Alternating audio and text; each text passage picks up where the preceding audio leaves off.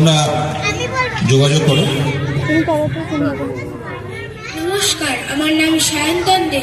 আজ আমি উপেন্দ্র কিশোর রায়চৌধুরীর লেখা টুনটুনি আর রাজার কথা গল্পটি পাঠ করে শোনাব।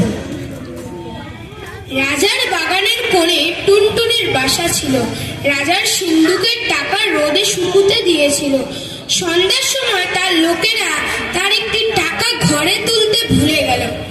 টুনটুনি সেই চকচকে টাকাটি দেখতে পেয়ে তার বাসায় এনে রেখে দিল।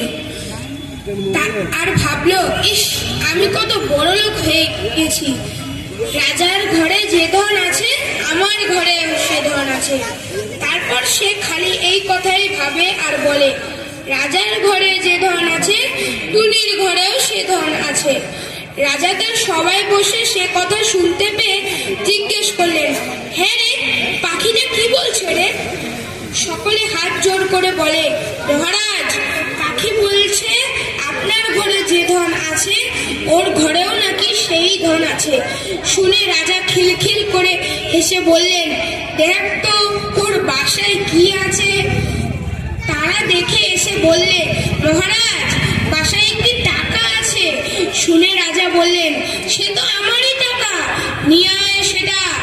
তখনই লোক গিয়ে টুনটুনির বাসা থেকে টাকাটি নিয়ে এলো। সে বেচারা আর কি করে, সে মনের দুঃখে বলতে লাগলো, রাজা বড় ধনে কাতর, টুনির ধন নিলে বাড়ির ভেতর। ধন্যবাদ।